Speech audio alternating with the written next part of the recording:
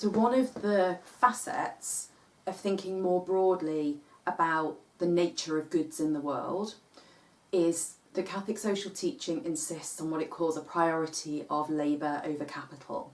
So labour, meaning in a sense the work that we do in the world, has an absolute priority over money, over capital. So let's kind of go back for a minute and think about why that might be the case. As far as Scripture is concerned, we are called to have a kind of dominion over this world. We're called also to, as part of that dominion, to till the soil. So right back in that kind of Old Testament frame of reference, we have this relationship to the world which requires us to labour, to work. And when we work, in a sense, there's a twofold nature to that work. There's a kind of objective need that we have to work. We kind of don't have an option not to work. But there's also a subjective element to that work, which is that when I work, I give something of myself, which is irreducibly personal. There's a sense in which I am, within the Catholic tradition at least, a co-creator with God when I'm labouring, when I work. And so a combination of both that objective sense that I have to work, I'm compelled to work, but also that my personality and my creativity is brought into what I do, means that there is an inherent intrinsic value to the work that I might do in the world. And that requires certain kinds of justice to then be present to that act itself. So Catholic social teaching derives from the idea of the priority of human labour over capital, a sense that a fair wage, fair remuneration is a really important part of how we manage our working relationships. And it draws this partly from Leviticus and Deuteronomy, the sense that justice is best served in the workplace first and foremost through fair remuneration. And that fair remuneration needs to represent at least two different things. First of all, the worth of the work which is performed, so that there is something intrinsic to the value of the work that's done. But secondly, that the apex of all work is in fact Sabbath rest. So work is not simply about what we produce, what we cultivate, but actually the fullness of work is realised not in more work, but actually in Sabbath rest.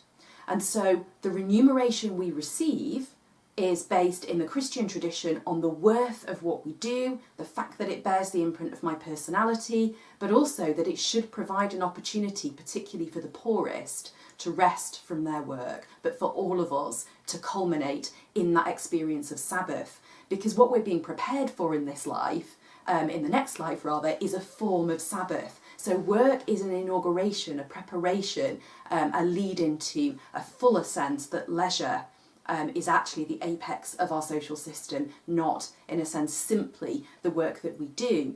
So Catholic social teaching takes these reflections on the need for leisure and the worth of work, and it turns it into a set of practical, concrete proposals around what work and a just wage should provide for.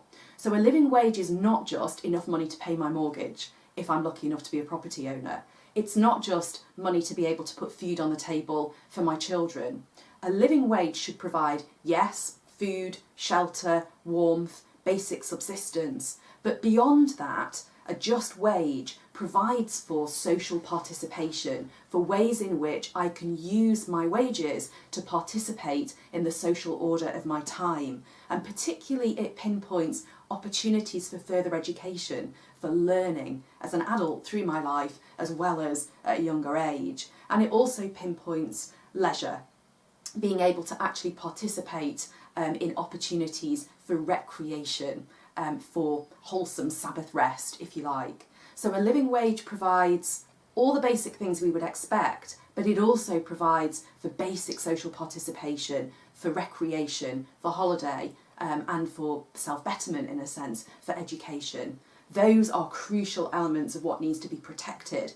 And very importantly, Catholic social teaching insists that a wage is not just on the basis that you and I agree that it should be a fair contract between us, but there has to be an objective measure to that, because I cannot alienate myself from my labour. So a living wage has to have a public dimension to it. It's a measure of overall justice and social participation, not a measure simply of subsistence in the world, important though that as a baseline of course is. So one of the questions that the living wage principles raises for us is about what that social participation might mean. Does social participation and the conditions for it and the material goods I need to be part of that, is that the same in London as it is in Kuala Lumpur, as it is in Bedford, as it is in Glasgow, as it is in rural Nigeria? How do we begin to think about quantifying that sense of what participation means and how that might relate to remuneration if we're saying that justice in fair wages is one of the most basic ways in which we achieve a fair and just social order?